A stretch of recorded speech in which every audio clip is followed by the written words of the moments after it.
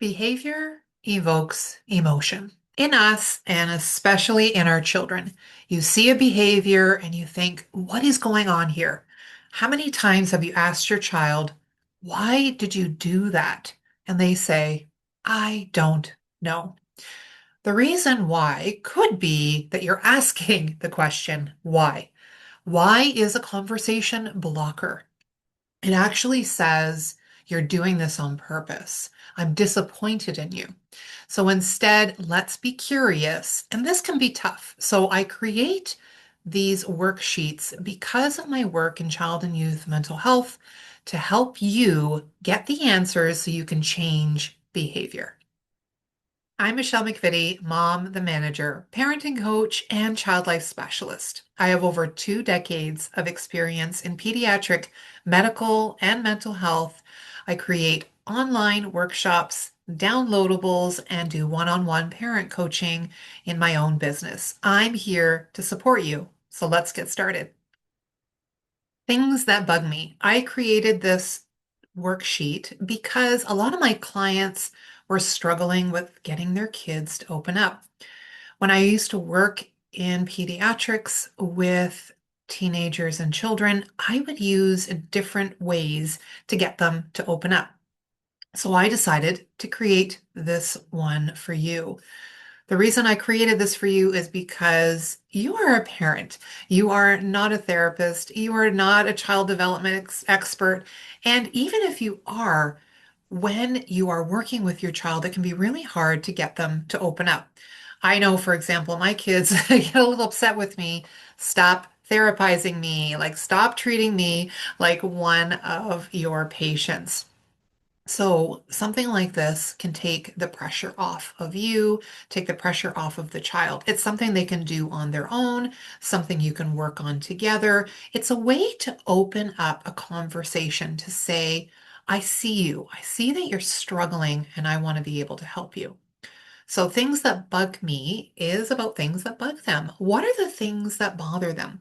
We see a behavior and we make assumptions from an adult point of view.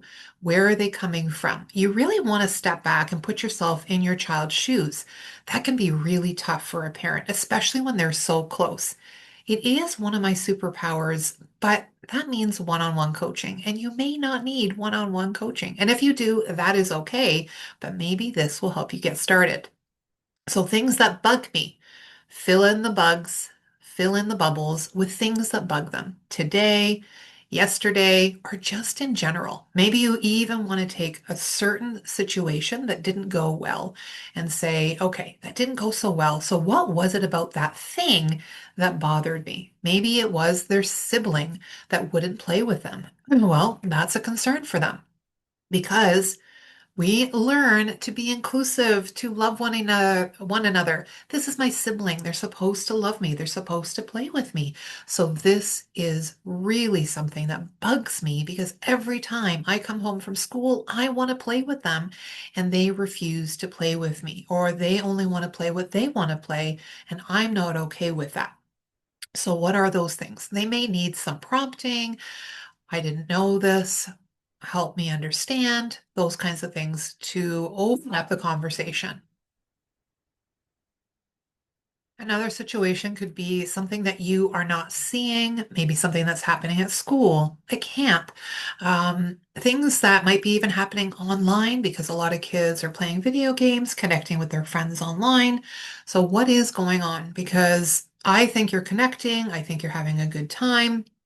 Or I'm getting calls from the teacher. The teacher is saying all these things that are happening. And when I ask you, how was your day? Fine.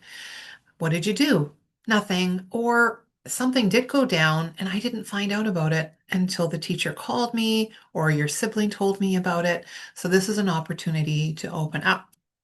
When they write things down, try not to be judgmental, ask more questions, see if they can give you examples that can help open up this conversation as well.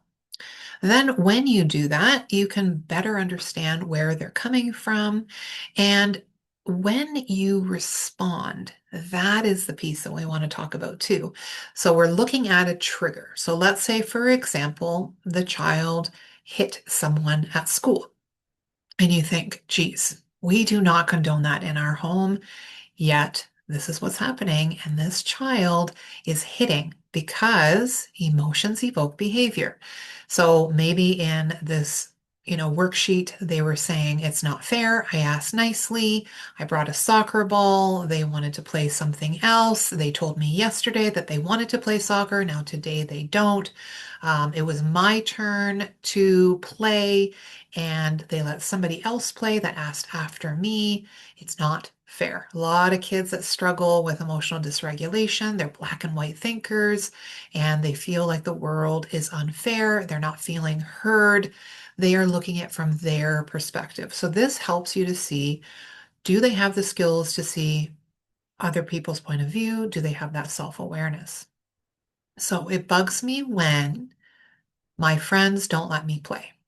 I respond by telling them that they're jerks and taking their ball away because they're not being fair. So if I can't play, they shouldn't be able to play either.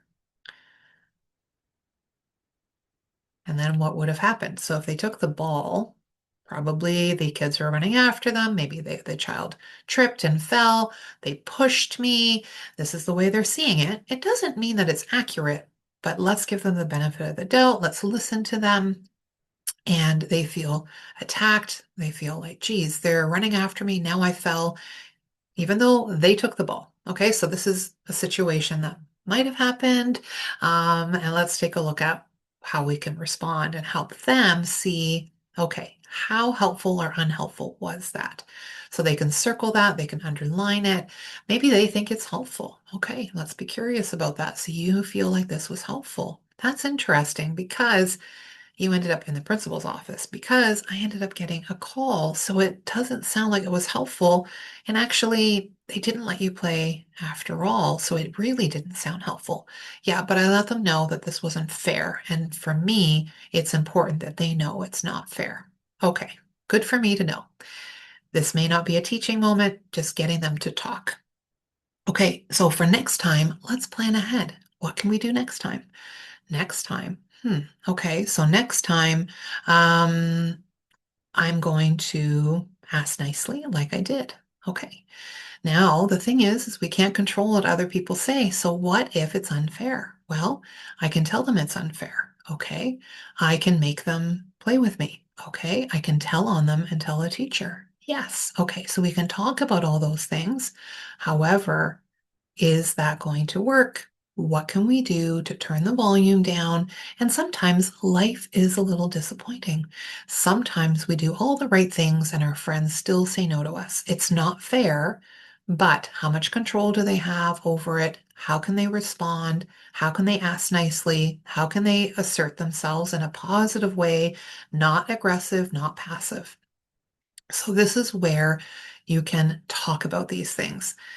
And this worksheet will open up some conversations, some problem solving. Try not to answer for them. See what they say. Okay. So, giving you lots of opportunities. What can we do to plan next time? And see if they need a check-in when they leave to go to school that day or go to a play date or do whatever, going to the park. Let's review this. Remember, when this happens, what are you going to do?